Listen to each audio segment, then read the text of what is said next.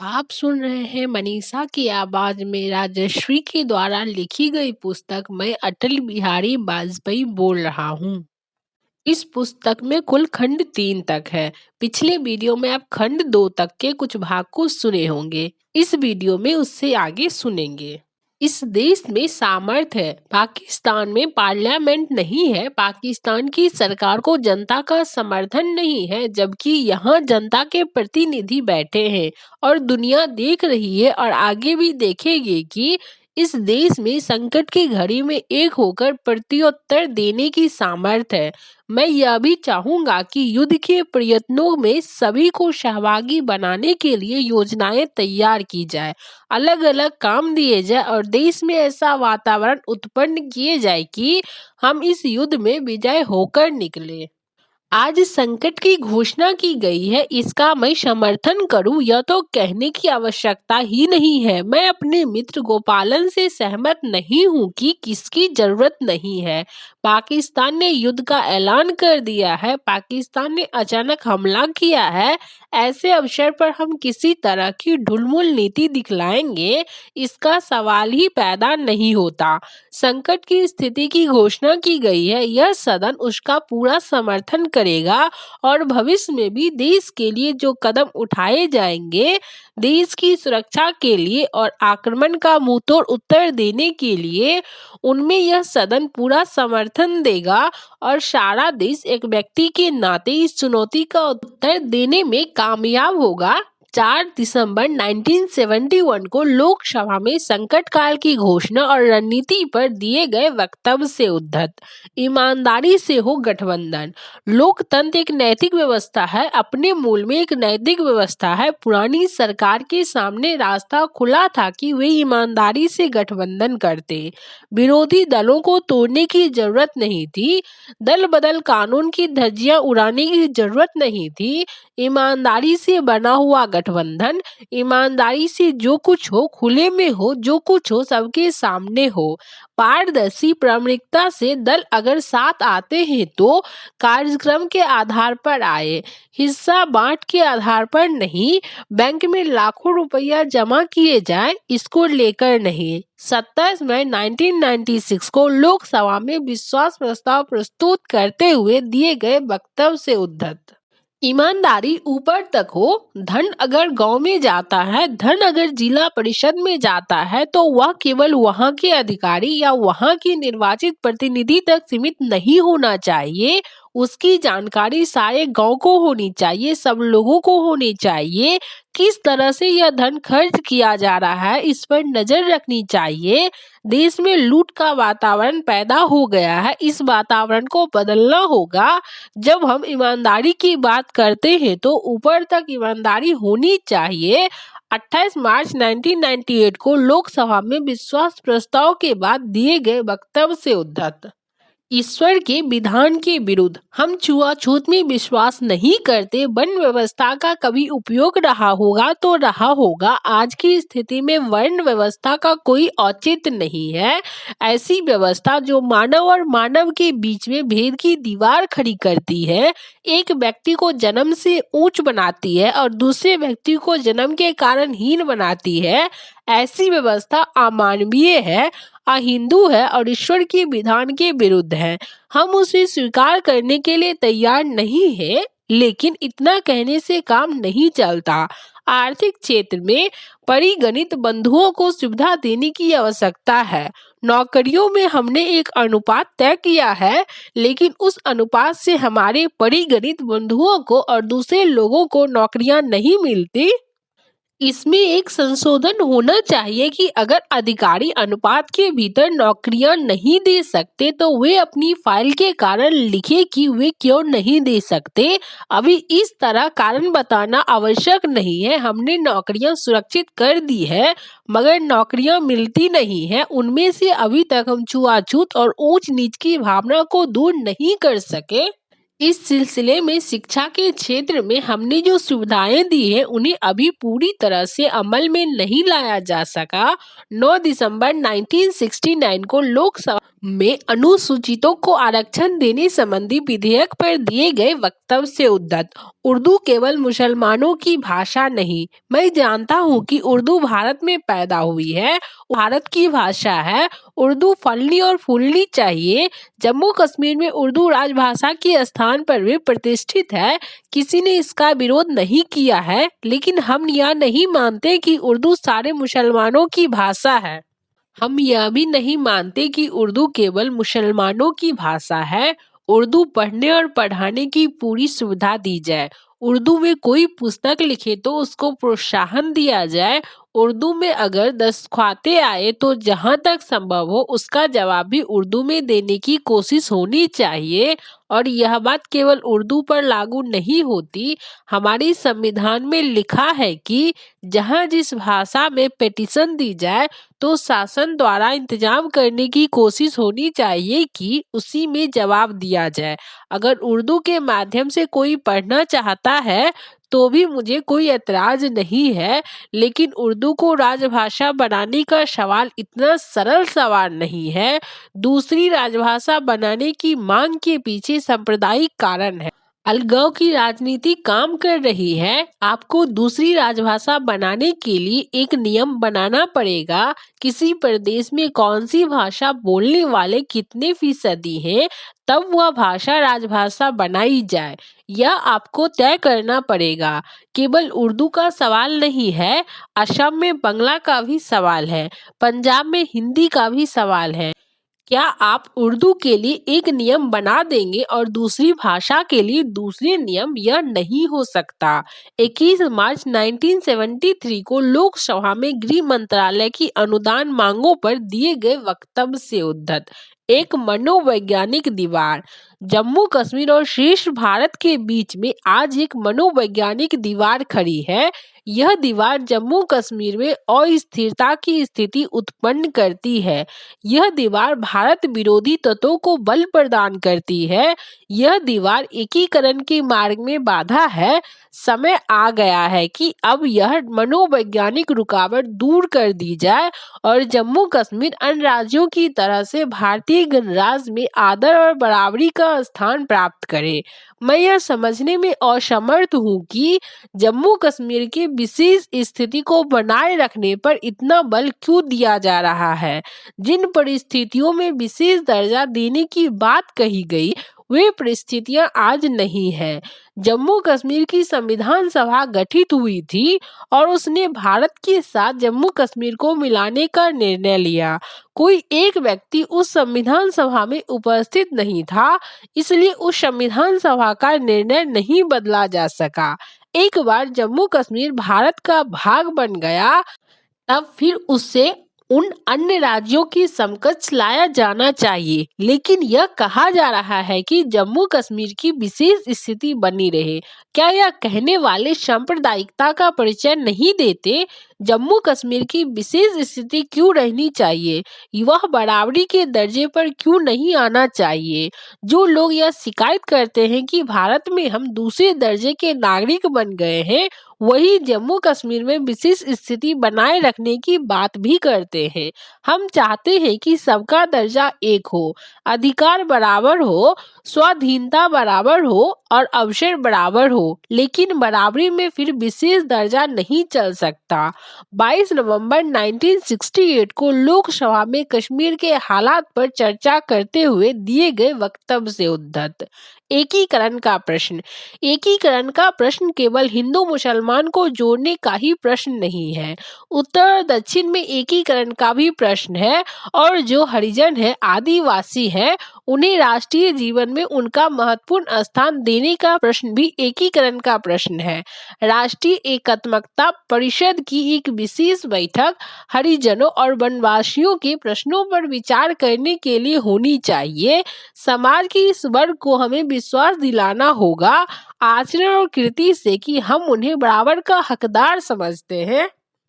और उन्हें बराबर का स्थान देने के लिए तैयार हैं। इसके लिए अगर अंधविश्वास से लड़ना होगा तो हम लड़ेंगे। इसके लिए रूढ़ियों के ऊपर वज्रपात करना आवश्यक होगा तो हम करेंगे। 31 मार्च 1969 को लोकसभा में गृह मंत्रालय की अनुदान मांगों पर दिए गए वक्तव्य से उद्धत।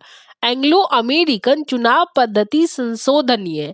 चुनाव कानून में एक और बुनियादी संशोधन करने की आवश्यकता है। संयुक्त प्रवेश समिति ने इस पर भी विचार किया था।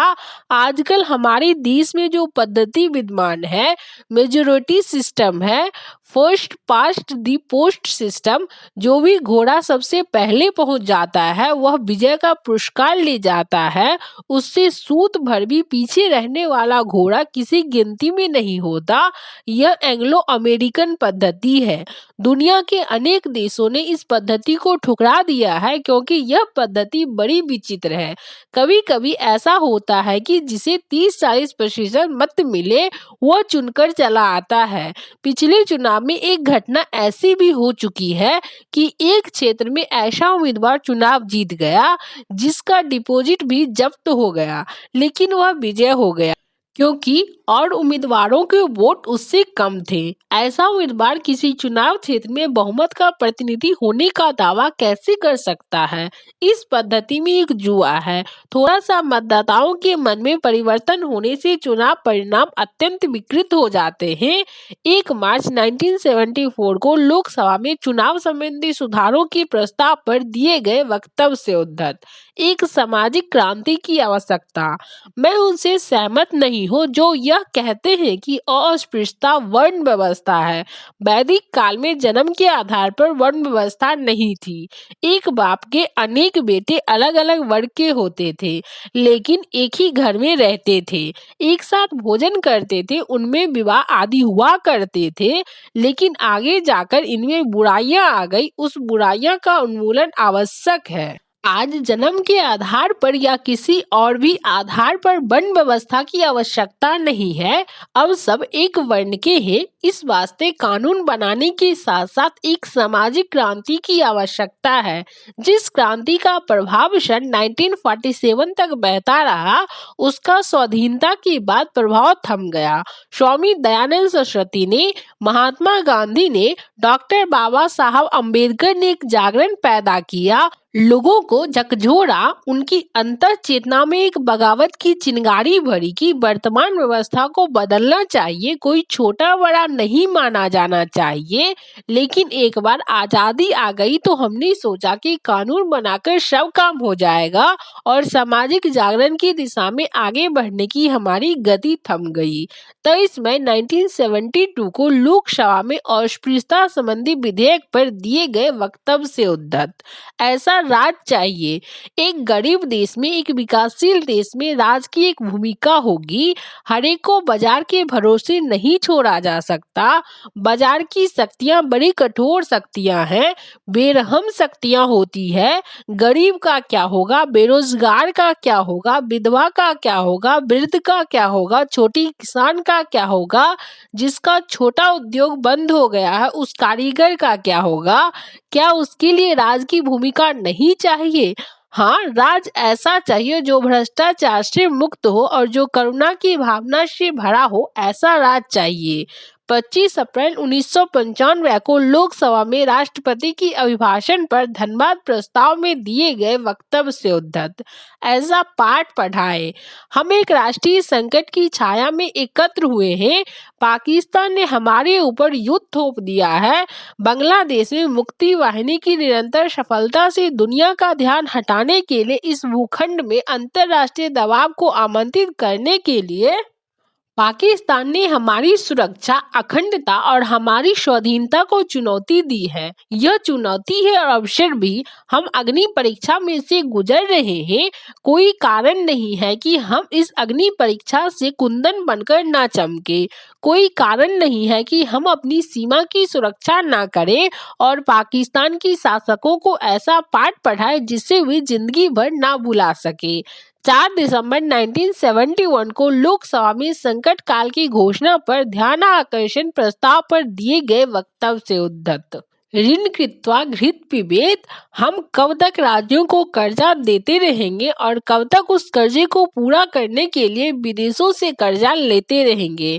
हम विदेशों से कर्जा लेते हैं और राज्य सरकारें हमसे कर्जा लेती है।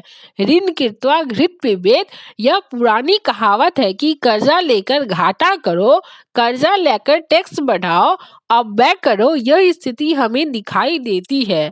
केंद्र सरकार को राज्यों की इस आर्थिक स्थिति की ओर गंभीरता से देखना चाहिए। अगर कोई राज्य सरकार अपनी आमदनी बढ़ाने के लिए तैयार नहीं है, कर्जे को घटाने के लिए तैयार नहीं है और जो नियोजन के लिए दिया जाता है उसे ऐसे कामों पर खर्च करती है जिसका नियोजन से दूर का भी संबंध नहीं है, तो ऐसे राज्यों को ऋण देना बंद कर देना चाहिए। आवश्यक हो तो संविधान का सहारा लेकर ऐसे राज्य में फाइनेंशियल इमरजेंसी घोषित करनी चाहिए। 11 मार्च 1964 को राज्यसभा में आम बजट पर चर्चा के दौरान दिए गए वक्तव्य से उद्धृत। Commissioner for schedule caste and schedule tribes, संविधान के अंतर्गत हमने commissioner for schedule tribes and schedule caste बनाया है। उनकी रिपोर्ट आती है, रिपोर्ट देर से आती है तो उस पर बहस का मौका नहीं मिलता। मौका मिलता है तो उसमें से जो हम निकालना चाहते हैं वह नहीं निकलता। अब हमारे कमिश्नर साहब की कठिनाइयां यह है कि सारे देश में उनका जो एक प्रशासन का ढांचा फैला हुआ है वह खत्म कर दिया गया।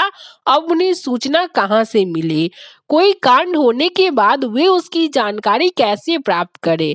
पहले रीजन में अलग अलग उनके कार्यालय थे, वे जा सकते थे, देख सकते थे, सूचना मांग सकते थे और तत्काल रिपोर्ट ला सकते थे।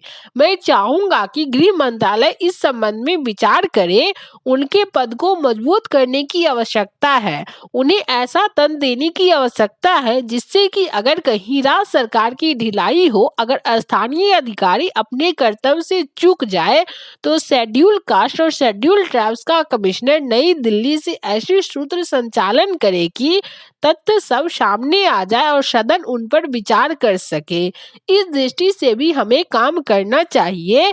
23 अगस्त 1973 को लोकसभा में हरिजनों पर बढ़ रहे अत्याचारों पर दिए गए वक्तव्य से उद्धृत। कश्मीर और भारतीय संविधान, आज भी यदि शेष भारत और कश्मीर के बीच में खाई रखी जाएगी तो फिर कोई उस खाई का लाभ उठाएगा, फिर से नया संकट खड़ा होगा। हमें उस खाई को पूरी तरह से पाट लेना चाहिए। भारत की संविधान को पूर्ण रीति से कश्मीर पर लागू करना चाहिए। कश्मीर के विकास के लिए हम केंद्र से करोड़ों रुपया खर्च कर रहे हैं। यह आवश्यक है क्योंकि कश्मीर भारत का अभिन्न अंग है।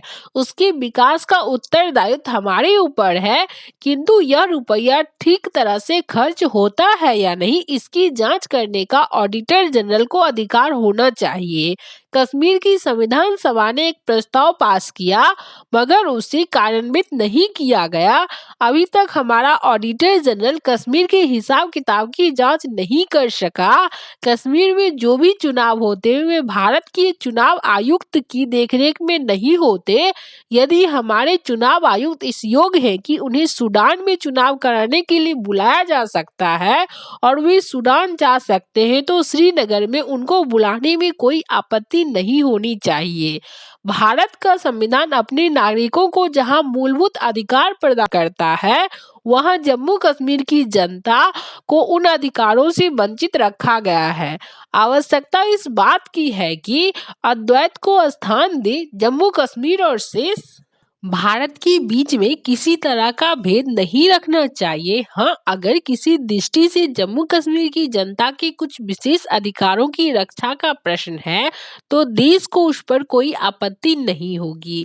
जहाँ तक मुआवजे का सवाल है या जम्मू कश्मीर में भारत के लोग आकर जमीन खरीदे यह सवाल है, इनके बारे में कोई दो राय नहीं हो सकती।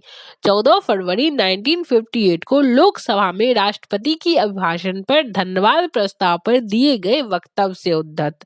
कश्मीर समस्या। पाकिस्तान कश्मीर समस्या का हल कश्मीरी लोगों की इच्छा के अनुरूप चाहता है। मैं निश्चित तौर पर यह कह सकता हूं कि प्रत्येक कश्मीरी का, चाहे वह कश्मीर घाटी का हो, जम्मू का हो, लद्दाख का हो, पाक अधिकृत कश्मीर का हो, उत्तरी क्षेत्रों का हो या शरगाम घाटी का हो, सबकी पहली इच्छा यही है कि वह शांति से स्वतंत्र और सुरक्षित जीवन बिताए, ताकि यह आर्थिक तरक्की कर सके। ज्यादातर कश्मीरियों के चुने हुए नुमाइंदे हैं, जिनके माध्यम से वो अपनी जायज आकांक्षाओं को प्रकट करते हैं।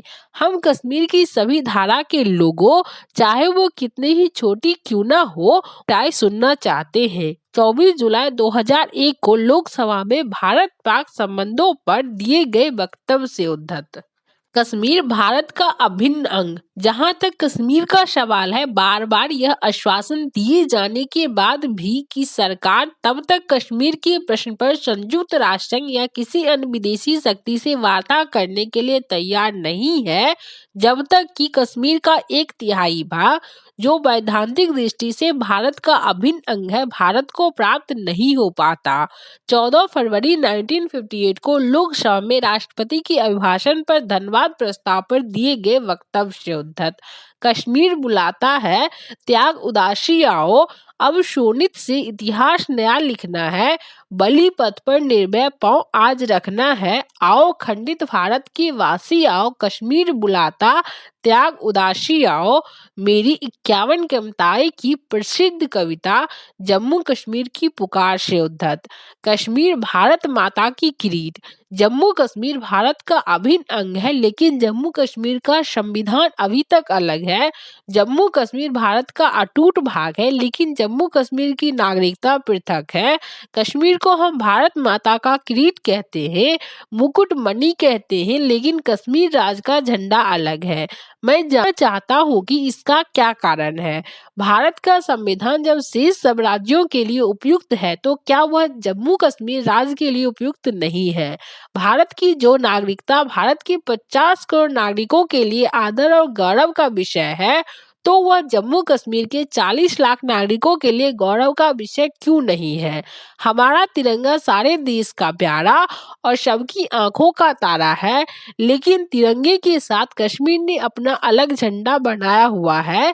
जब सभी देशी रियासतों के झंडे अतीत की घर में विलीन हो गए, तो केवल जम्मू और कश्मीर का अलग झंडा रहे, इसका कोई औचित्य दिखाई नहीं देता। प्रश्न यह है कि जम्मू कश्मीर और शेष भारत के बीच यह द्वैत कब तक चलेगा, यह दुविधा कब तक चलेगी? जहाँ द्वैत है वहाँ दुविधा है, जहाँ पृथक्करण अलगाववाद है। हम आए दिन की घोषणा करते नहीं थकते कि जम्मू कश्मीर उसी तरह से भारत का भाग है, जिस तरह से अन्य राज्य या अन्य प्रदेश भारत का भाग है। 22 नवंबर 1968 को लोकसभा में कश्मीर के हालात पर चर्चा करते हुए दिए गए वक्तव्य से उद्धत। काला धन सफेद बनाने की कोशिश। एक अनुमान के अनुसार प्रति वर्ष 80,000 करोड़ रुपया का काला धन देश में तैयार होता है। अब उसे सफेद बनाने की कोशिश हो रही है और वित्त मंत्री जी ने 3 योजनाएं रखी है। पहली स्कीम के अंतर्गत जो व्यक्ति 30 नवंबर से पहले अपने काले धन को नेशनल हाउसिंग बैंक में जमा करा देगा, उससे अभय दान दे दिया जाएगा, उस पर कोई मुकदमा नहीं चलेगा। हाँ, काले धन में उसे 40% छोड़ना पड़ेगा। दूसरी स्कीम जो भुगतान संतुलन की स्थिति सुधारने के लिए है, यह छूट देती है कि विदेशी मुद्रा में बाहर से धन किसी भी भारतीय के हाथों में रुपये के रूप में आ सकता है। ऐसे धन पर उपहार कर नहीं लगेगा। धन कहाँ से आया है, इसकी भी जांच नहीं की जाएगी। तीसरी स्कीम के अंतर्गत स्टेट बैंक भारतीय बॉन्ड जारी करेगा, जिनका मूल्य डॉलर में होगा। ये बॉन्ड अनिवासी भारतीय नॉन रेसिडेंट इंडियंस खरीद सकेंगे। मुझे ताज्जुब है कि वित्त मंत्री महोदय ने इन तीनों योजनाओं को एक साथ मिलाकर क्यों नहीं देखा। देश के भीतर जो काला धन है उसे बाहर लाने के लिए उन्होंने कहा है कि आप जमा करिए, 40% छोड़ दीजिए और उस धन के बारे में पूछा नहीं जाएगा। लेकिन उन्होंने जो दूसरी और तीसरी योजना बनाई है उसके कारण सारी योजनाएं खटाई में पड़ गई। अगर 40% काला धन देश के भीतर देने के बाद बाकी का धन आपको सफेद करने की सुविधा मिलती है, तो सरकार के पास धन जमा करने के बजाय हवाला प्रीमियम से धन बाहर भेजकर उसे डॉलर के रूप में लाने की कोशिश क्यों नहीं हो रही है। हवाला प्रीमियम का रेट बढ़ गया है। मुझे नहीं लगता है कि लोग हाउसिंग बैंक में जमा करेंगे। ये योजनाएं अलग अलग होनी चाहिए थी, ये तीनों एक साथ नहीं आनी चाहिए थी। 5 अगस्त 1991 को लोकसभा में आम बजट पर चर्चा के दौरान दिए गए वक्तव्य से उद्धत। कोर्ट और एग्जीक्यूटिव। अब कोर्ट ऐसे मामले में भी फैसला करने लगा है जो एग्जीक्यूटिव के मामले हैं, जो संसद के द्वारा तय होने चाहिए। संसद अपने दायित्व का पालन क्यों नहीं कर सकती, एग्जीक्यूटिव की जिम्मेदारी क्यों नहीं ले सकती। लेकिन इसके लिए एग्जीक्यूटिव या कार्यपालिका ईमानदार होना चाहिए, चुस्त होना चाहिए, मामले लटकाए नहीं जाने चाहिए। ऐसा नहीं हुआ, लेकिन ऐसा होना चाहिए, हम करना चाहते हैं। 27 मई 1996 को लोकसभा में विश्वास प्रस्ताव प्रस्तुत करते हुए दिए गए वक्तव्य से उद्धत। खाद्य उत्पादन की योजना। खाद्य उत्पादन की दृष्टि से देश को आत्मनिर्भर बनाना आवश्यक है, लेकिन योजना में इसके लिए कोई ठोस प्रयत्नों को परिचय नहीं दिया गया है। इसके लिए क्या किया जाए। पहले भी हमने अधिक लक्ष्य रखे थे जो पूरे नहीं हो सके। क्यों नहीं हो सके, क्यों हम जैसा संगठन बनाना चाहते हैं नहीं बना सके, उसमें क्या खामियां थी, राज्यों में कृषि मंत्रालयों में क्या सामंजस्य की कमी थी, क्या इस बार वे कमियां दूर कर दी जाएगी। मुझे डर है कि अमेरिका से जो गेहूं आ रहा है वह खाद्य उत्पादन के दामों को तो शायद नहीं बढ़ने देगा, मगर वह देश में यह भावना ना पैदा कर देगी कि अमेरिका से तो गेहूं आ रहा है, ज्यादा उत्पादन की जरूरत नहीं है। इस बात की आशंका है कि देश में इस प्रकार की उपेक्षा और अवहेलना की भावना ना पैदा हो जाए कि देने के लिए अमेरिका है ना, और लेने के लिए हमारे कृषि मंत्री तथा खाद्य मंत्री हैं। और अब देश को अन्न उत्पादन में वृद्धि के लिए संगठित प्रयत्न करने की आवश्यकता नहीं है। मैं समझता हूँ कि अगर इस प्रकार की भावना पैदा हो गई तो यह ठीक नहीं होगी, मगर इसके लिए खाद्य उत्पादन की एक ठोस योजना बनाई जानी चाहिए। 23 अगस्त 1960 को लोकसभा में तीसरी पंचवर्षीय योजना के प्रारूप पर दिए गए वक्तव्य से उद्धत। गुटनिरपेक्षता की नीति। गुटनिरपेक्षता की नीति किसी एक व्यक्ति या एक दल की नीति नहीं है, यह राष्ट्रीय सहमति पर आधारित है। साम्राज्यवाद की चंगुल से मुक्त हो जाने के बाद भारत जैसा विशाल देश किसी शक्ति का पिछलग्गू नहीं हो सकता। ऐसा करना हमारे स्वतंत्रता संग्राम के आदर्शों के प्रति अन्याय करना होगा। इस प्रकार हमारे राष्ट्रीय स्वाभिमान की प्रतिकूल होता। गुटनिरपेक्षता की नीति राष्ट्रीय स्वतंत्रता का अंतर्राष्ट्रीय क्षेत्र में स्वाभाविक व आवश्यक विस्तार है। गत 3 दशकों में जो कुछ घटा है उससे गुटनिरपेक्षता की नीति की सार्थकता ही सिद्ध हुई है। गुटनिरपेक्षता और शस्त्रों से सजकर विरोधी शिविरों की विश्व समर भूमि में जो अपनी अपनी विचारधारा की विजय पताका लेकर एक दूसरे पर हावी होने या एक दूसरे को सीमित करने पर तुले हुए थे, कोई एकाकी स्वर नहीं है। अब गुटनिरपेक्षता की आवाज एक ऐसे जयघोष में बदल गई है जो मानव के राष्ट्रों के कंठों से फूटकर समूचे संसार पर छा गई है। 26 जून 1977 को लोकसभा में विदेश मंत्री के रूप में विदेश मंत्रालय की अनुदान मांगों पर दिए गए वक्तव्य से उद्धत। गुटनिरपेक्ष आंदोलन। हमारा स्पष्ट मत है कि गुटनिरपेक्ष आंदोलन अभी भी प्रासंगिक है, उपयोगी है और विश्व की व्यवस्था को शांतिपूर्ण और न्यायपूर्ण बनाने में महत्वपूर्ण योगदान दे सकता है। 4 मार्च 2003 को राज्यसभा में राष्ट्रपति की अभिभाषण पर धन्यवाद प्रस्ताव की चर्चा से उद्धत। गोधरा का जवाब अहमदाबाद नहीं, गोधरा में जो कुछ हुआ सारे देश को कपाने वाला था। कभी कभी हम उसका सही आकलन करने में गलती कर सकते हैं। दोनों को एक तराजू में रखने की आवश्यकता नहीं। लेकिन गोधरा का जवाब अहमदाबाद नहीं हो सकता। मैंने कहा था कि आग को आग से नहीं बुझाया जा सकता। हत्या का जवाब हत्या नहीं हो सकती। यह जो बदले की भावना है इसे छोड़ना पड़ेगा। यह लोकतंत्र है, लोकराज है, यहाँ कानून का शासन है। 6 मई 2002 को राज्यसभा में गुजरात की हिंसक घटनाओं पर दिए गए वक्तव्य से उद्धत। चितवी मेरी पटवी मेरी, जो मुद्दे छूट गए, विभिन्न दलों ने जिन मुद्दों को छोड़ दिया, उन मुद्दों का सवाल उठाकर मुझे आश्चर्य है कि उन मुद्दों से आजकल हमारे उधर बैठे हुए मित्रों को बड़ा प्रेम हो गया है। जब जब हम धारा 370 की बात करते थे तो हमें कहा जाता था कि आप धारा 370 की बात क्यों कर रहे हो। जब आज हम बात नहीं कर रहे हैं तो हमको उल्हाना दिया जा रहा है कि आप बात क्यों नहीं कर रहे हो। चित भी मेरी, पट भी मेरी और आटा तेरे बाप का। 28 मार्च 1998 को लोकसभा में विस्तार प्रस्ताव के बाद दिए गए वक्तव्य से उद्धत। चीनी पर उत्पादन शुल्क। दानेदार चीनी में 23% उत्पादन शुल्क लगाया गया है, जो अनावश्यक है, अनुचित है। यह न गन्ना उत्पादक के हक में है और न ही चीनी उद्योग के हित में है। कहा गया है कि दानेदार चीनी पर उत्पादन शुल्क बढ़ने से नियंत्रित और खुले बाजार में बिकने वाली चीनी के भाव में एकरूपता आएगी।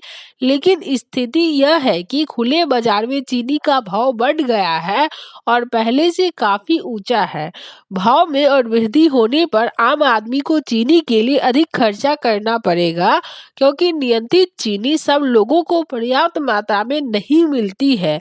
दिल्ली प्रशासन बधाई का पात्र है कि दिल्ली नगर में रहने वाले और दिल्ली के गांव में रहने वाले लोग चीनी की बराबर मात्रा पाते हैं, लेकिन अन्य प्रदेशों में यह स्थिति नहीं है।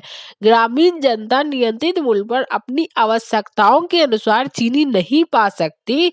उसे खुले बाजार में अपनी आवश्यकताएं पूरी करनी पड़ेगी और अधिक दाम देना पड़ेगा। 7 मार्च 1969 को लोकसभा पर बजट पर आम चर्चा में दिए गए वक्तव्य से उद्धत।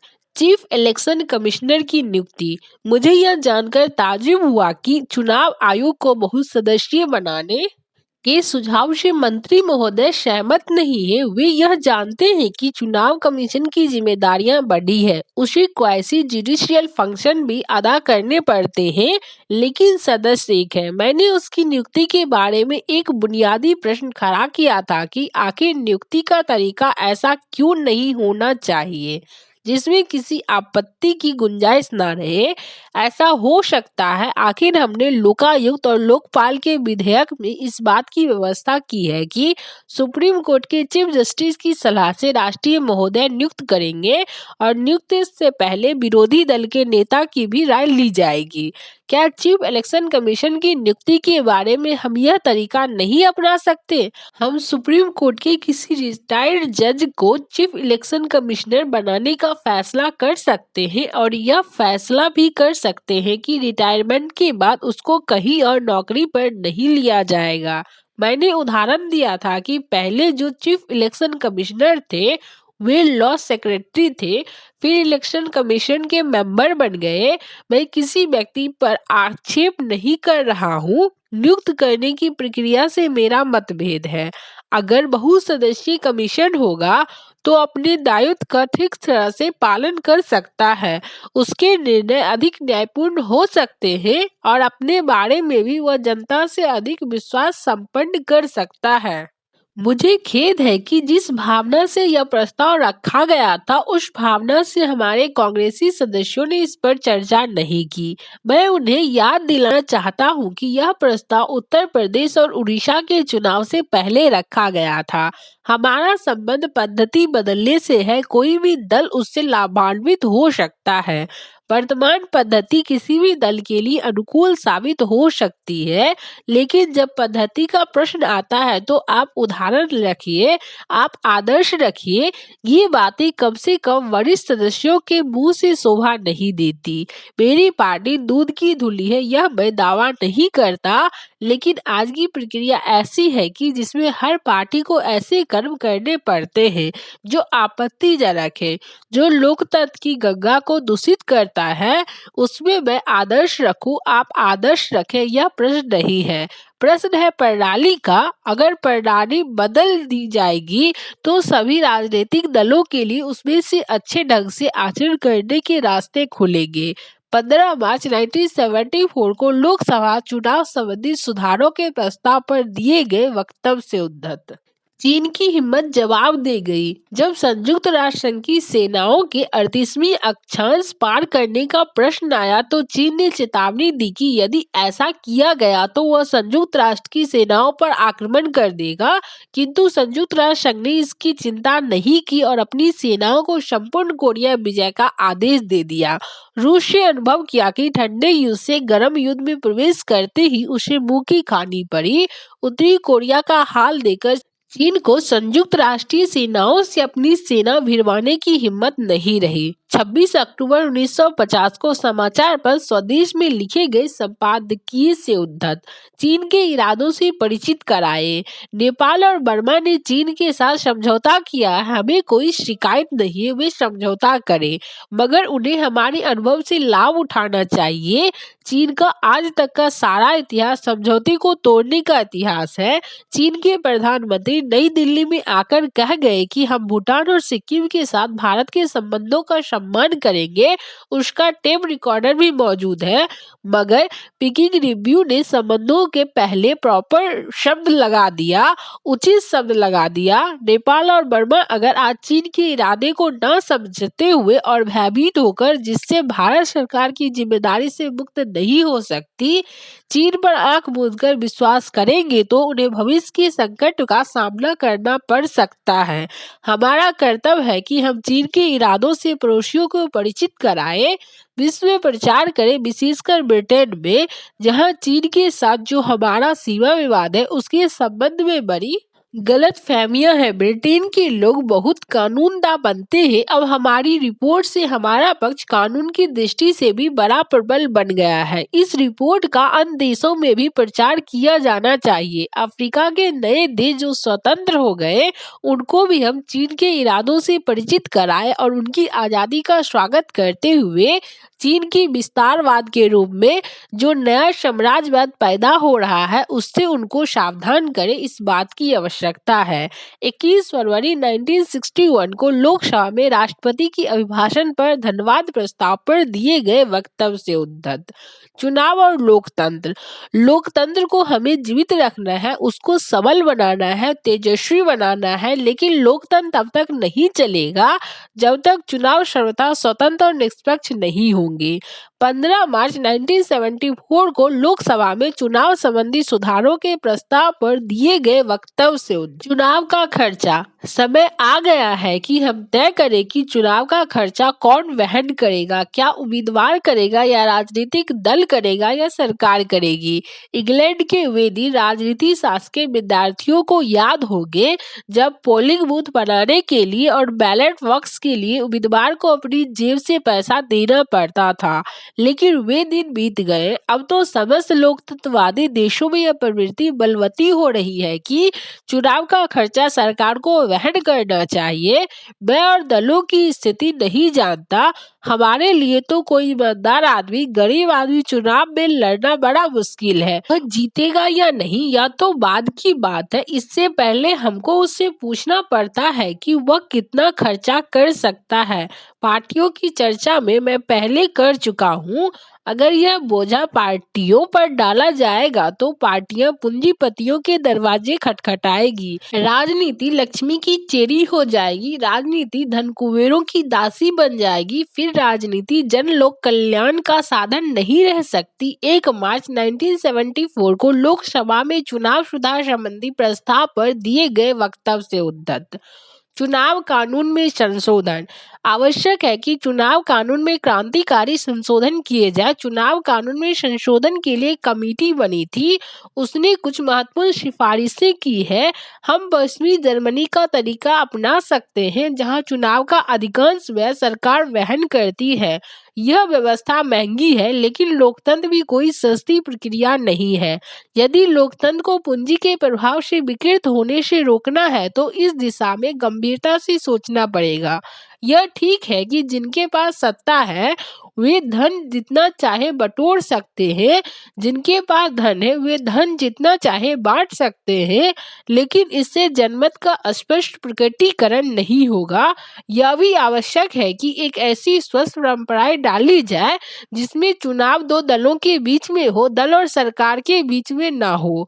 29 मार्च 1972 को लोकसभा में राष्ट्रपति के अभिभाषण पर धन्यवाद प्रस्ताव में दिए गए वक्तव्य से उद्धृत। चुनाव आयोग, अगर मतगणना की पद्धति बदलनी है तो सभी दलों को विश्वास में लिया जाना चाहिए। चुनाव आयोग ने हमें यह आश्वासन भी दिया था कि वह एक सर्वदलीय बैठक का आयोजन करेंगे, जिसमें इस पद्धति के परिवर्तन के संबंध में सुझाव लेंगे, लेकिन इस तरह की बैठक नहीं हो सकी। हमारी मांग है कि केवल एक व्यक्ति इलेक्शन कमिश्नर नहीं होना चाहिए। संविधान के निर्माताओं की मंशा थी कि इलेक्शन कमीशन में 3 सदस्य हो।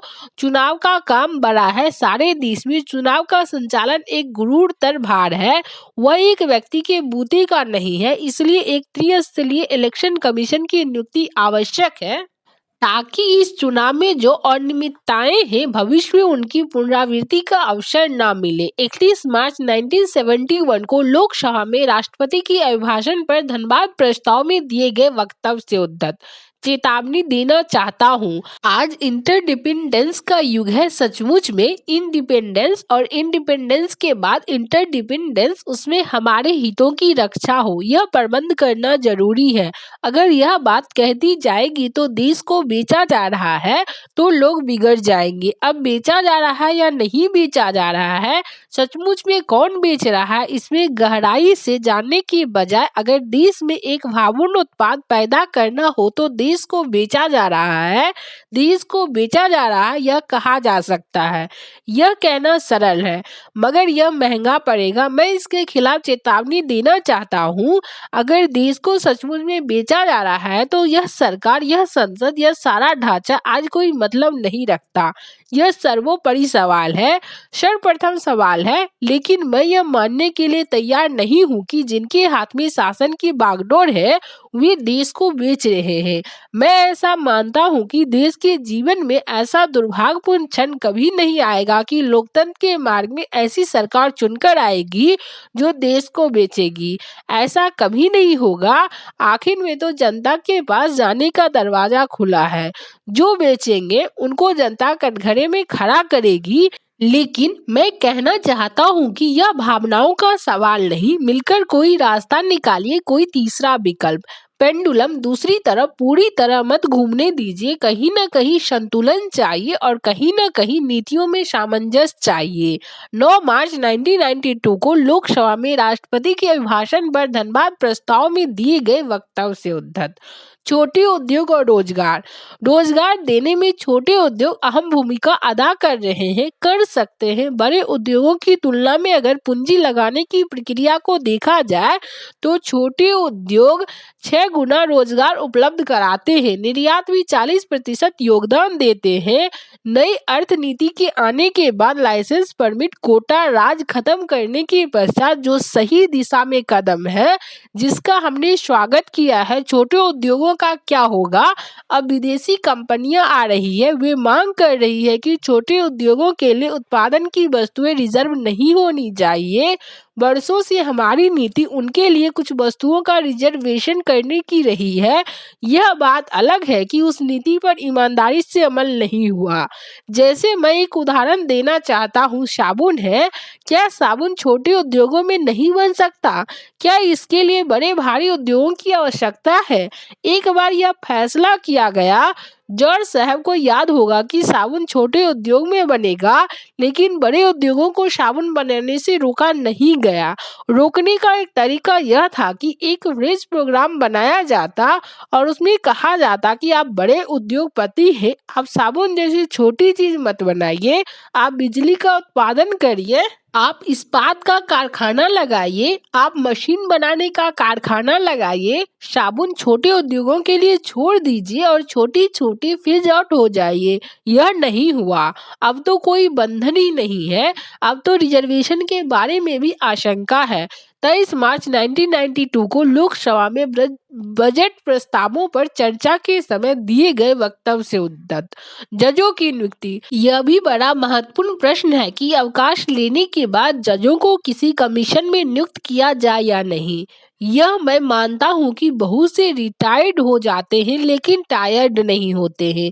वे खुद सेवा करने के लिए बाकी रहते हैं। उन्हें किसी कमीशन में नियुक्त किया जा सकता है, उनकी विद्वता का और उनके गुणों का लाभ उठाया जा सकता है, लेकिन मनमानी होती है। जो जज सरकार को पसंद है वह कमीशन पर कमीशन पाता है और जो उतना पसंद नहीं वह वानप्रस्थ और संन्यास की ओर प्रयाण करता हुआ दिखाई पड़ता है।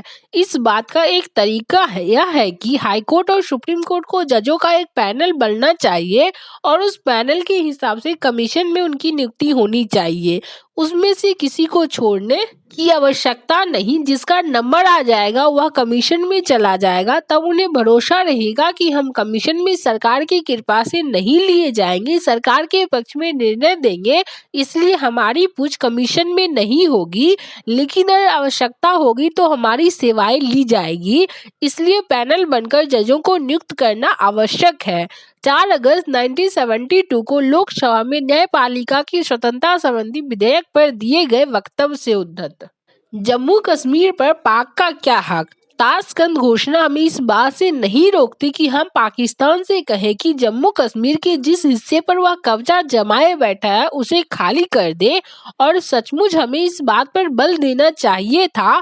अगर हम इस बात पर बल देते रहते तो शेष कश्मीर का दावा करने की पाकिस्तान की हिम्मत नहीं होती। मगर हम राजनीति के ऐसे खिलाड़ी हैं कि हम अपने सभी पत्ते पहले मेज पर रख देते हैं और हमारा प्रतिपक्षी, हमारा विरोधी उन पत्तों का लाभ उठाता है और आगे के लिए अपनी मांग जारी रखता है। आखिर जिस जम्मू और कश्मीर के भाग पर पाकिस्तान का कब्जा है उस पर पाकिस्तान का अधिकार क्या है, सिवाय इसके कि उसने बल प्रयोग के द्वारा उस भाग पर कब्जा कर रखा है।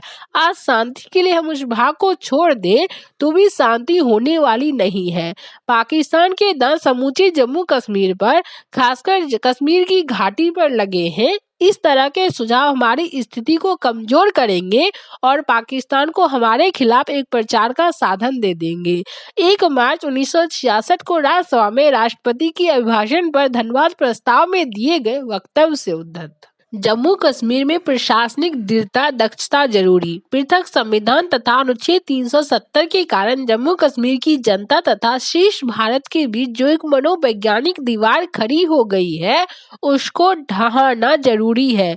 जम्मू कश्मीर के आंतरिक प्रशासन में दृढ़ता, प्रामाणिकता और दक्षता लाए बिना न तो राज्य को भारत विरोधी तत्वों के षड्यंत्रों से बचाया जा सकता है और न वहां की जनता को राहत ही दी जा सकती है। 7-8 सितंबर 1968 को भारतीय जनसंघ के प्रतिनिधि सभा अधिवेशन इंदौर में दिए गए अध्यक्षीय भाषण से उद्धत जम्मू कश्मीर के बारे में 5 मांगे। मेरी मांग है कि राष्ट्रपति महोदय धारा 370 का उपयोग करके राज्य सरकार की सहमति से इस धारा को निष्प्रयोजनीय घोषित कर दे। राष्ट्रपति के आदेश द्वारा यह काम हो सकता है। यह काम अब हो जाना चाहिए। समय आ गया है। राज्य में एक मनोवैज्ञानिक परिवर्तन की आवश्यकता है और इस परिवर्तन की प्रक्रिया नई दिल्ली से शुरू होनी चाहिए। राष्ट्रपति महोदय इस काम को आरंभ कर सकते हैं। दूसरी बात, भारत के संविधान को पूरी तरह से जम्मू कश्मीर में लागू किया जाना चाहिए। जम्मू कश्मीर भारत का अटूट भाग है।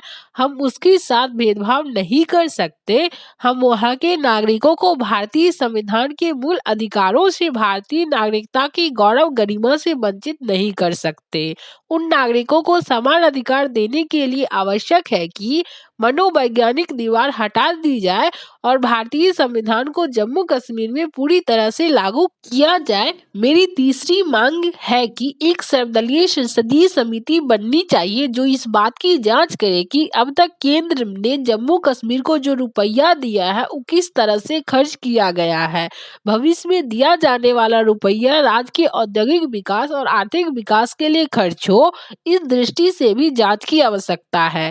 मेरी चौथी मांग यह है कि सरकार इस बात की स्पष्ट घोषणा करे कि जब तक शेख अब्दुल्ला और उनके साथी अपने को भारतीय नहीं कहते, जब तक वे स्वीकार नहीं करते कि जम्मू कश्मीर भारतीय संघ का अटूट और अभिन्न अंग बन चुका है, और जब तक वे पाकिस्तान को हमलावर नहीं कहते, उनके साथ किसी भी तरह की समझौता वार्ता नहीं होनी चाहिए। मेरी पांचवी मांग यह है कि जम्मू और लद्दाख के प्रति जो भेदभाव की नीति बढ़ती जा रही है, गजेंद्र गढ़कर कमीशन के चलते हुए भी जो नीति अपनाई जा रही है उसे समाप्त करना बहुत आवश्यक है। नौकरियों में, आर्थिक नियोजनों में, उद्योग धंधों में जम्मू तथा लद्दाख की अपेक्षा नहीं होनी चाहिए। 22 नवंबर 1968 को लोकसभा में कश्मीर के हालात पर चर्चा करते हुए दिए गए वक्तव्य से उद्धत। जम्मू कश्मीर भारत का अभिन्न अंग, जम्मू कश्मीर भारत का अभिन्न अंग बन चुका है और मैं नहीं समझता कि इस संबंध में कोई भी परिवर्तन होने वाला है। व्यक्ति आएंगे, चले जाएंगे, सरकारें बनेगी, बिगड़ जाएगी, मगर जम्मू कश्मीर भारत के अभिन्न अंग के रूप में भारत माता के सिर पर मुकुट के रूप में सुशोभित रहेगा।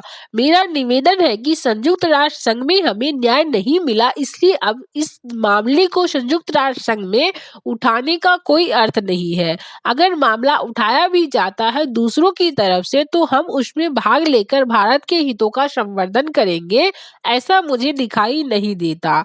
संयुक्त राष्ट्र संघ से अलग होकर अगर अन्य उपायों के द्वारा हम जम्मू कश्मीर पर जो पाकिस्तान का आक्रमण हुआ है उसको हटाने का प्रयत्न कर सके तो मैं ऐसे प्रयत्न का स्वागत करूंगा, मगर ऐसा प्रयत्न पाकिस्तान के आक्रमण को हटाने तक सीमित रहना चाहिए और किसी बात पर नहीं। 22 अप्रैल 1960 को लोकसभा में संयुक्त राष्ट्र संघ से कश्मीर मुद्दा उठाने संबंधी दिए गए वक्तव्य से उद्धत। जातिवाद का जहर। हम सामाजिक न्याय से प्रतिबद्ध हैं। जिनके साथ अभी तक न्याय नहीं हुआ है उनके साथ न्याय होना चाहिए, जल्दी न्याय होना चाहिए। समाज में जो भेदभाव है वह दूर होना चाहिए, इसलिए कानून की भी सहायता ली गई है, लेकिन यह बहुत आवश्यक है कि विषमता दूर करते हुए सामाजिक कटुता न पैदा की जाए, जातीयता को न भड़काया जाए। आज जाति के सवाल पर देश बटा हुआ दिखाई देता है। यह जातिवाद का जहर समाज के हर वर्ग में पहुंच रहा है, यहाँ तक कि सेनाएं भी इससे अछूती बची है, ऐसा विश्वास पूर्वक नहीं कहा जा सकता। यह स्थिति सबके लिए चिंताजनक है। अगर हम इसकी ओर ध्यान नहीं देंगे तो सांप्रदायिकता के अभिशाप से तो देश ग्रसित है ही, और एक नई समस्या खड़ी हो जाएगी जो समाज के ढांचे को क्षति पहुंचाएगी, गांव-गांव में समस्या पैदा करेगी। हमें सामाजिक समता भी चाहिए और सामाजिक समरसता भी चाहिए। 27 मई 1996 को लोकसभा में विश्वास प्रस्ताव प्रस्तुत करते हुए दिए गए वक्तव्य से उद्धत। जीवन बीत चला, हानि लाभ के पड़लों में तुलना जीवन व्यापार हो गया, मोल लगा बिकने वाले का बिका बेकार हो गया, मुझे हाट में छोड़ अकेला एक एक कर मीत चला, जीवन बीत चला। मेरी 91 कविताएं पुस्तक की प्रसिद्ध कविता जीवन बीत चला से उद्धत। जीएसएलवी का प्रक्षेपण। जीएसएलवी अत्याधुनिक प्रौद्योगिकियों का एक ऐसा सम्मिश्रण है जिसका अधिकांश भाग हमारे वैज्ञानिकों द्वारा देश में ही विकसित किया गया है। क्रायोजेनिक स्टेट की आपूर्ति रूस द्वारा की गई है। 49 मीटर ऊंचे और 400 टन वजन वाले जीएसएलवी को 1580 किलोग्राम वजन वाले जी-सैट फर्स्ट सैटेलाइट के साथ श्रीहरिकोटा से भारतीय मानक समय अनुसार अपराह्न 3:43 बजे छोड़ा गया। अचूक विलोम गणना और 17 मिनट की उड़ान के पश्चात इसे निर्धारित कक्षा में सफलतापूर्वक स्थापित कर दिया गया। जी-सैट फर्स्ट उपग्रह उपग्रह से प्राप्त प्राथमिक संकेतों के अनुसार उपग्रह ने समान कार्य प्रदर्शन के संकेत दिए हैं। आगामी कुछ दिनों में उपग्रह को उसकी अंतिम जियो स्टेशनरी कक्षा में पहुंचा दिया जाएगा। उपग्रह में डिजिटल ऑडियो ब्रॉडकास्ट, इंटरनेट सेवा एवं कॉम्पैक्ट डिजिटल टीवी ट्रांसमिशन के संचालन हेतु उपकरण लगाए गए हैं।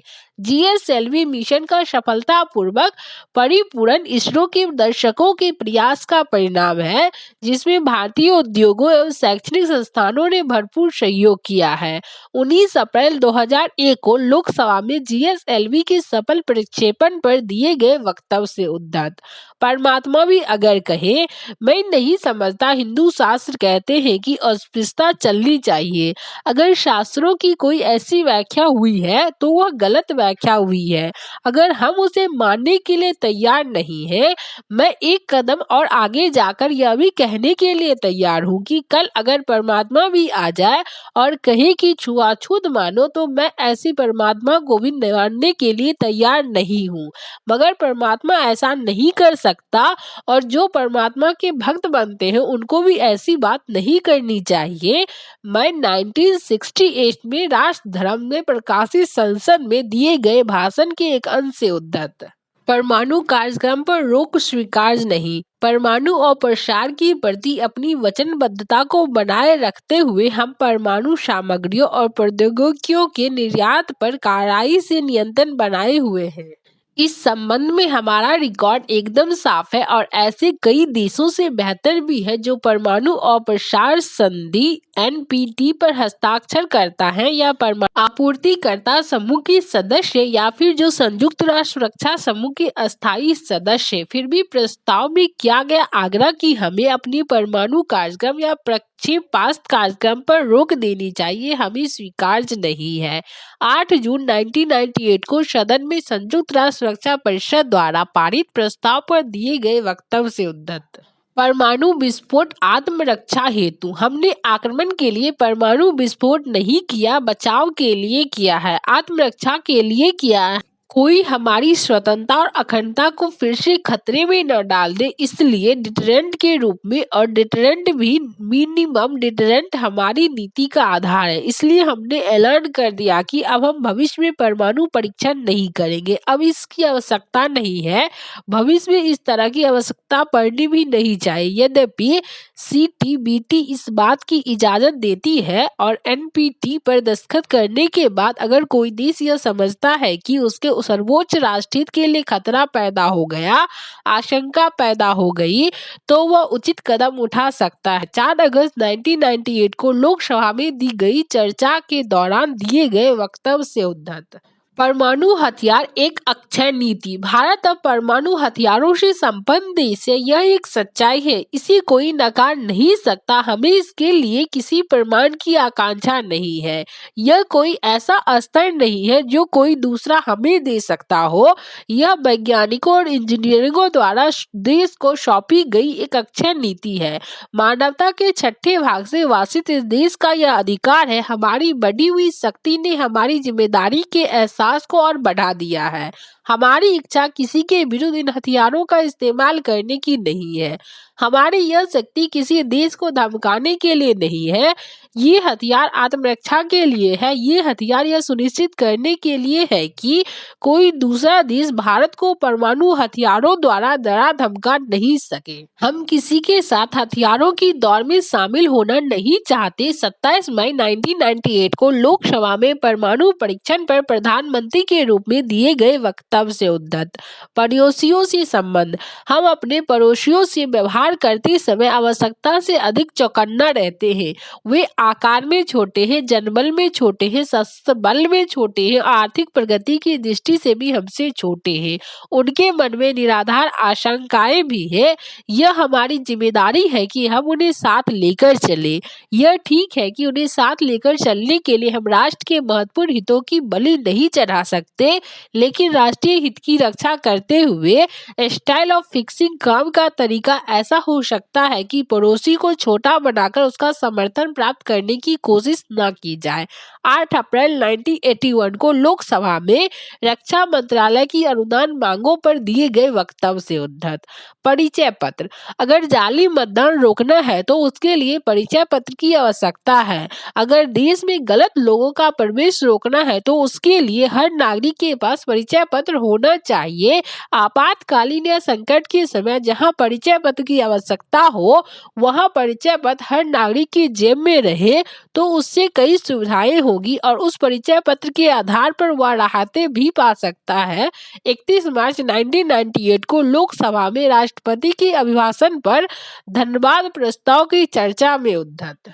पर्दादारी की जरूरत नहीं। यदि अणुशक्ति का उपयोग शांति के लिए किया जाना है तो फिर अणुशक्ति के लिए इतनी गुप्तता की क्या जरूरत है। एक पर्दा डालकर रखा गया है। संसद को विश्वास में नहीं लिया जाता, देश को नहीं बताया जाता हमारे जो अणुशक्ति बनाने वाले कारखाने हैं वे क्या कर रहे हैं, क्या शक्ति बना रहे हैं, क्या पर्दादारी की क्या जरूरत है। शांति और गुप्तता साथ साथ नहीं चलते हैं। पाकिस्तान इसका लाभ उठा रहा है और भारत अणु बम बनाने में सक्षम है, अभी बना रहा है, मगर बना सकता है और यह डर दिखाकर वह अमेरिका से अधिकाधिक मदद प्राप्त कर रहा है। कहीं ऐसा न हो कि हम अपनी नीति के कारण जो उसका लाभ मिलना चाहिए वह लाभ न ले सके और जो नुकसान हमें उठाने पड़ सकते हैं उन नुकसानों के हम भागीदार बन जाएं। 26 अप्रैल 1974 को लोकसभा में रक्षा मंत्रालय की अनुदान मांगों पर दिए गए वक्तव्य से उद्धत। प्रदेश व्यापी नहीं, देश व्यापी संकट। संकट काल को कुछ क्षेत्रों तक सीमित रखने और शेष भारत को संकट काल की स्थिति से निकालने के हम लोग मूलभूत रूप से विरोधी हैं। वह संकट कैसा है जो देश के एक भाग में है लेकिन दूसरे भाग में जिसकी अनुभूति नहीं होती। वह संकट कैसा है जो संपूर्ण देश पर नहीं है। क्या असम पर चीन का प्रहार सारे देश की प्रभुसत्ता पर, देश की अखंडता पर, देश की स्वाधीनता पर प्रहार नहीं है। यदि हम एक राष्ट्रीयता की कल्पना में विश्वास करते हैं और कश्मीर से लेकर कन्याकुमारी तक संपूर्ण राष्ट्र को कंधे से कंधा लगाकर खड़ा करना चाहते हैं तो संकट काल को कुछ क्षेत्रों में सीमित रखने की कल्पना भ्रामक है। यह कभी भी घातक हो सकती है, इसका त्याग कर देना चाहिए। 26 जून 1967 को लोकसभा में संकटकालीन अवधि के पुनर्प्रस्ताव पर दिए गए वक्तव्य से उद्धत। प्रयोजन सिद्ध न होगा। जब तक चीन के साथ भारत के प्रमुख विवाद हल नहीं हो जाती तब तक उभय देश के बीच संबंधों का पूर्ण सामान्यीकरण संभव नहीं है। ऐसी स्थिति में केवल यह आरोप करने से कोई प्रयोजन सिद्ध न होगा कि भारत संबंधों के सामान्यीकरण के प्रति अनिच्छुक है या आशा करना भी यथार्थवादी न होगा कि भारत की जनता अनसुलझे मुद्दों को भुला देगी या भारत की सरकार ताक पर रख देगी। भारत जहां तक संभव होगा चीन के साथ द्विपक्षीय संबंधों के विस्तार का प्रयास करता रहेगा। जून 1989 में राष्ट्रधर्म में प्रकाशित विदेश मंत्री के रूप में दिए गए भाषण से उद्धत। पानी की समस्या। पानी का मामला और टेढ़ा होने वाला है। पानी की समस्या केवल भारत तक सीमित नहीं है, यह विश्व की समस्या बन गई है। हो सकता है कि अगला विश्व तनाव पेट्रोल पर ना हो, पानी को लेकर हो। जल का प्रदूषण बढ़ रहा है, जल की मात्रा घट रही है, जल का धरातल नीचे जा रहा है। हमें अपने अपने चुनाव क्षेत्र में इसकी अनुभूति होती है। लोगों की कठिनाइयां देखकर परेशानी होती है। 28 मार्च 1998 को लोकसभा में विश्वास प्रस्ताव के बाद दिए गए वक्तव्य से उद्धत। पुरस्कार और तिरस्कार। आश्चर्य की बात तो यह है कि जम्मू कश्मीर के जिन नागरिकों को पाकिस्तान ने लूटा परेशान किया उन्हें तो सरकार प्रति परिवार 120 रुपया मदद दे रही है और जो पाकिस्तान चले गए थे किंतु अब वापस आ रहे हैं उन्हें प्रति परिवार 600 रुपया दिया जा रहा है। पाकिस्तान को मदद देने वाले को पुरस्कार और भारत के प्रति वफादार रहने वाले को तिरस्कार। जम्मू कश्मीर में अपनी पढ़ाई को न पहचानने का यह दृश्य कब तक चलता रहेगा? क्या इससे जम्मू कश्मीर की सुरक्षा को मजबूत किया जा सकता है? क्या इससे घाटी में जो भारत पक्षीय तत्व है उनको प्रोत्साहित किया जा सकता है? 22 नवंबर 1968 को लोकसभा में कश्मीर के हालात पर चर्चा करते हुए वक्तव्य से उद्धत। पुलिस और सेना। पुलिस का जो आचरण निंदनीय है उसकी निंदा होनी चाहिए, लेकिन हर एक काम के लिए पुलिस की निंदा होना और सेना की हर एक काम के लिए तारीफ होना, यह बात मेरे गले से नीचे नहीं उतरती है। मैं इसके दुष्परिणाम देख सकता हूँ। पुलिस बहुत कठिनाई में अपनी जिम्मेदारी निभाती है। पुलिस की अपनी समस्याएं हैं। पुलिस को भी कभी कभी पीठ पर थपकी देने की जरूरत है। 9 नवंबर 1966 को राज्यसभा में छात्रों को असंतोष और अशांति पर ध्यानाकर्षण प्रस्ताव पर दिए गए वक्तव्य से उद्धत। प्रेस की स्वतंत्रता। प्रेस की स्वतंत्रता हमारे लोकतंत्र की अनमोल धरोहर है। कुछ अपवादों को छोड़कर भारतीय प्रेस ने पत्रकारिता के ऊंचे स्तर को कायम रखा है। सेंसर की पद्धति लागू करने जैसे कठोर कदम उठाने से पूर्व सरकार को प्रेस के प्रतिनिधियों के साथ विचार विनिमय करना चाहिए। यदि समाचार पत्र स्वयं ही एक आचार संहिता बनाकर विभिन्न वर्गों में द्वेष तथा उत्तेजना पैदा करने वाले लेखन पर अंकुश लगाने के लिए तैयार हो जाए तो वर्तमान कानून को अधिक कड़ा करने की आवश्यकता नहीं होगी। 7-8 सितंबर 1968 को भारतीय जनसंघ के प्रतिनिधि सभा अधिवेशन इंदौर में दिए गए अध्यक्षीय भाषण से उद्धत। फंडामेंटल राइट्स और डायरेक्टिव प्रिंसिपल्स। मैं चाहता हूं कि अगर सचमुच में डायरेक्टिव प्रिंसिपल्स ऊपर है तो उनका आर्टिकल 19 में समावेश कर दीजिए। बेकारी का भत्ता देने के डायरेक्टिव प्रिंसिपल का समावेश कर दीजिए। कॉमन सिविल कोड बनाने के डायरेक्टिव प्रिंसिपल का समावेश करिए। गो हत्या पर रोक लगाने के डायरेक्टिव प्रिंसिपल को फंडामेंटल राइट्स बना दीजिए। मगर जब फंडामेंटल राइट्स में कमी की जाती है तो डायरेक्टिव प्रिंसिपल की दुहाई दी जाती है और डायरेक्टिव प्रिंसिपल पर अमल करने की बात कही जाती है तो कहा जाता है कि वे जस्टिफिएबल नहीं है। आखिर डायरेक्टिव प्रिंसिपल जस्टिफिएबल नहीं है, यह व्यवस्था किसने बनाई? यह व्यवस्था सुप्रीम कोर्ट की है या सदन की है या कॉन्स्टिट्यूशन की है? कहा जाता है कि सुप्रीम कोर्ट के जज डायरेक्टिव प्रिंसिपल का ध्यान नहीं रखते। बड़ी बेतुकी बात है। आपने स्वयं लिख दिया कॉन्स्टिट्यूशन में कि डायरेक्टिव प्रिंसिपल जस्टिफिएबल नहीं होंगे। अगर सरकार और सदन डायरेक्टिव प्रिंसिपल पर आचरण चाहता है और सुप्रीम कोर्ट के जजों के लिए अनिवार्य करना चाहता है कि वे डायरेक्टिव प्रिंसिपल्स के अनुसार निर्णय दें तो संविधान में संशोधन करके डायरेक्टिव प्रिंसिपल को फंडामेंटल राइट्स के चैप्टर में लाया जा सकता है। हम उनका समर्थन करेंगे। लाइए संशोधन। मगर आप नहीं लाएंगे। कभी आप फंडामेंटल राइट्स की हिमायती बन जाएंगे, कभी आप डायरेक्टिव प्रिंसिपल के समर्थक बन जाएंगे, मगर कुल मिलाकर आपका आचरण ऐसा होगा जो न्यायपालिका की स्वाधीनता पर आघात करेगा और भारत में लोकतंत्र के भविष्य के बारे में आशंका पैदा करेगा। 30 नवंबर 1973 को लोकसभा में न्यायपालिका संबंधी एक संशोधन विधेयक पर दिए गए वक्तव्य से उद्धत। फसल बीमा योजना का विस्तार। आज हमारे अन्नदाता की स्थिति विकट हुई है। मुझे इस बात की अत्यधिक पीड़ा है कि इस वर्ष कुछ प्रांतों में किसानों को कर्ज का बोझ असहाय होने के कारण आत्महत्या करनी पड़ी। मैं इनके परिवारों के प्रति अति संवेदना प्रकट करता हूँ। इन किसानों को श्रद्धांजलि के रूप में मैंने एक निर्णय लिया है। फसल बीमा योजना का विस्तार किया जाएगा। नई फसलें इसमें जोड़ी जाएगी और भौगोलिक क्षेत्रों में भी इसे बढ़ाया जाएगा। 15 अगस्त 1998 को लाल किले की प्राचीर से राष्ट्र के नाम दिए गए प्रथम संबोधन से उद्धत। फर्टिलाइजर के दाम ज्यादा हैं। क्या यह ताज्जुब की बात नहीं है कि मद्रास के लिए फर्टिलाइजर उड़ीसा से जाता है और आंध्र का फर्टिलाइजर बिहार जाता है? इस पर करोड़ों रुपया खर्च होते हैं। इसके लिए कौन उत्तरदायी है? वैसे ही हमारे उर्वरक के दाम काफी है और अन्य देशों की तुलना में हम महंगा उर्वरक बेच रहे हैं। पाकिस्तान में अल्युमिनियम सल्फेट 1282 रुपये प्रति मीट्रिक टन और यूरिया 1035 रुपये प्रति मीट्रिक टन है। लेकिन हमारे यहाँ अल्युमिनियम सल्फेट 2340 रुपये प्रति मीट्रिक टन और यूरिया 1822 रुपये प्रति मीट्रिक टन है। अमेरिका की तुलना में भी हमारे फर्टिलाइजर के दाम पहले से ज्यादा हैं। अब उसे और महंगा बनाया जा रहा है।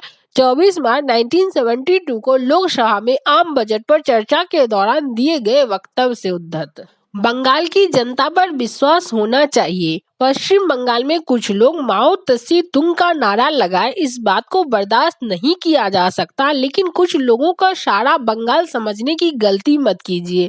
यह वह बंगाल है जिसने वंदे मातरम का नारा दिया था, जिसे वंदे मातरम के नारे को लेकर लोग फांसी के तख्ते पर झूल गए थे। यह वह बंगाल है जिसने नेताजी को पैदा किया, जिन्होंने जय हिंद का नारा दिया और सारे देश में एक प्रेरणा पैदा की। यह वह बंगाल है जिसने डॉक्टर मुखर्जी जैसा जनरल पैदा किया। केंद्र का एक गलत कदम उन तत्वों के हाथ मजबूत करेगा जिनकी लोकतंत्र में आस्था नहीं है, जो हथियारों से शासन को बदलना चाहते हैं। लड़ाई राजनीतिक है, निर्णय राजनीतिक स्तर पर करना होगा। ऐसी सरकार को जो बहुमत में नहीं है, जनता का सामना करना होगा। बकरे की मां कब तक खैर मनाएगी? लोकतंत्र में देर हो सकती है, लेकिन अंधेर नहीं होना चाहिए। लोकतंत्र की चक्की देर से चलती है, लोकतंत्र धीरे धीरे पिसता है, मगर बारीक पिसता है। इस सदन को और इस सरकार को बंगाल की जनता पर विश्वास होना चाहिए। वह ऐसे तत्वों से लड़ेगी, ऐसे तत्वों से लड़ने का उसका अधिकार है।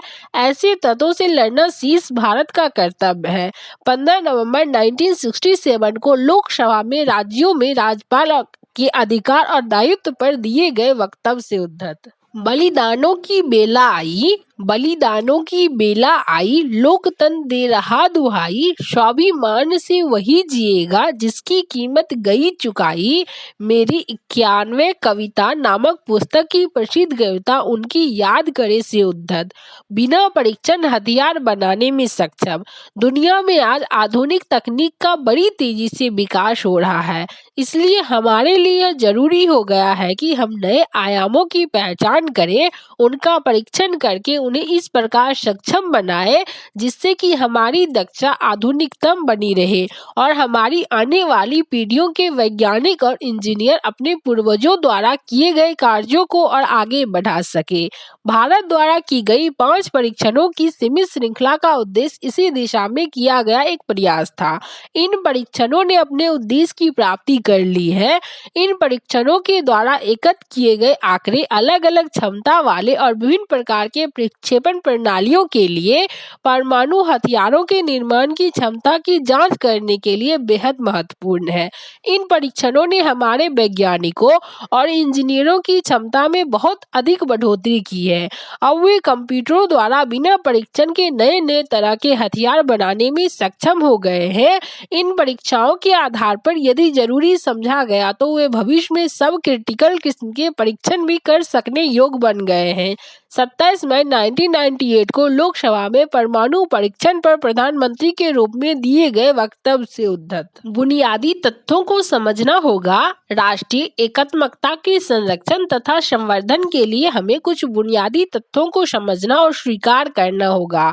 प्रथम, कश्मीर से लेकर कन्याकुमारी तक फैला हुआ यह भारत एक राष्ट्र है, अनेक राष्ट्रीयताओं का समूह नहीं है। विभिन्न भाषा भाषी समूहों को पृथक राष्ट्रीयता की संज्ञा देने वाले विघटन और विनाशन के वाहक हैं, उनसे हमें सावधान रहना चाहिए। द्वितीय, भारत एक प्राचीन राष्ट्र है, हमें किसी नए राष्ट्र का निर्माण नहीं करना है, बल्कि इस प्राचीन राष्ट्र को आधुनिक की चुनौतियों का सामना करने योग्य बनाना है। 7-8 सितंबर 1968 को भारतीय जनसंघ के प्रतिनिधि सभा अधिवेशन इंदौर में दिए गए अध्यक्षीय भाषण से उद्धृत। भ्रष्टाचार। देश में एक और महत्वपूर्ण समस्या है भ्रष्टाचार की। भ्रष्टाचार का रोग देश को कैंसर रोग की समान खाए जा रहा है। हमने इससे लड़ने का निर्णय लिया है, इसका आरंभ ऊपर से किया है। लोकसभा में पेश किए गए लोकपाल विधेयक में मैंने प्रधानमंत्री को भी नहीं बख्शा है। इससे हमने उच्च स्तरीय भ्रष्टाचार से लड़ने की अपनी नीति और नियत स्पष्ट की है। इसके साथ ही हम अफसरशाही के भ्रष्टाचार से भी लड़ना चाहते हैं। 15 अगस्त 1998 को लाल किला की प्राचीर से राष्ट्र के नाम दिए गए प्रथम संबोधन से उद्धृत। भ्रष्टाचार एक राष्ट्रीय रोग। क्या यह सच नहीं है कि भ्रष्टाचार एक राष्ट्रीय रोग बन गया है? मुझे याद है स्वर्गीय राजीव गांधी ने एक भाषण में कहा था कि मैं दिल्ली से 1 रुपया भेजता हूँ, मगर जहाँ वह रुपया पहुँचता है वहाँ पहुँचते पहुँचते 19 पैसे रह जाते हैं। मैंने उनसे कहा, यह चमत्कार कैसे होता है? वे हंसकर कहने लगे, जब रुपया चलता है तो घिसता है, हाथ में लगता है, जेब में जाता है, छोटा हो रहा है, रुपया को पहचानना मुश्किल है, रुपया अंतर्धाम हो सकता है, देश में सिक्के की स्थिति अच्छी नहीं है, सरकारी खर्चा बढ़ गया है, बढ़ता जा रहा है, उसको कम करना होगा और कम करने के लिए आम सहमति चाहिए, सर्वदलीय सहयोग चाहिए। कोई एक दल यह काम नहीं कर सकता। 27 मई 1996 को लोकसभा में विश्वास प्रस्ताव प्रस्तुत करते हुए दिए गए वक्तव्य से उद्धत। भ्रष्टाचार का निराकरण। आवश्यकता इस बात की है कि जिसके विरुद्ध भ्रष्टाचार के आरोप है उनकी जांच की जाए, खुली जांच की जाए और जांच के दौरान वे अपने पद से इस्तीफा दे दे। अगर जांच में निर्दोष साबित हो जाए तो वे अपने पद पर ससम्मान वापस आ सकते हैं। लेकिन अगर भ्रष्टाचार के निराकरण का मतलब यह है कि छोटी छोटी मछलियों को फांसा जाए और बड़े बड़े मगरमच्छ जाल में से निकल जाए तो जनता में विश्वास पैदा नहीं हो सकता। भ्रष्टाचार के निराकरण का प्रश्न किसी पार्टी का प्रश्न नहीं है, उसके सहयोग से देश में ऐसा वातावरण बनाया जा सकता है कि हमारा सार्वजनिक जीवन और हमारा शासन शुद्ध हो, भ्रष्टाचार से रहित हो। इसका प्रारंभ केंद्र से होना चाहिए, नई दिल्ली से होना चाहिए, लेकिन नई दिल्ली में आज कदम उठाने की, दृढ़तापूर्वक कदम उठाने की स्थिति नहीं दिखाई देती। यह स्थिति बदली जानी चाहिए। 13 फरवरी 1964 को राज्यसभा में राष्ट्रपति के अभिभाषण पर धन्यवाद प्रस्ताव में दिए गए वक्तव्य से उद्धत। भ्रष्टाचार को निकालना है तो अगर सेवाओं में से भ्रष्टाचार को निकालना है तो राजनेताओं को आचरण का आदर्श रखना होगा। महाजनों, येन गत सपंथा। अगर गंगोत्री गंदी है तो प्रयाग में गंगा पवित्र नहीं मिल सकती। 29 अप्रैल 1972 को लोकसभा में गृह मंत्रालय की अनुदान मांगों पर दिए गए वक्तव्य से उद्धत। आप इस वीडियो में राजश्री के द्वारा लिखी गई पुस्तक में अटल बिहारी वाजपेयी बोल रहा हूँ। इस पुस्तक के कुछ अंश को सुने होंगे। इससे पिछले वीडियो में भी आप इस पुस्तक के खंड 1 को सुने होंगे। इस वीडियो में आप उससे आगे सुने हैं, बचे हुए पार्ट को आप अगले वीडियो में सुनेंगे। यदि आपको कोई और भी बुक का ऑडियो बुक चाहिए तो आप कमेंट बॉक्स में कमेंट करें। वीडियो पसंद आए तो लाइक, शेयर एंड सब्सक्राइब करें।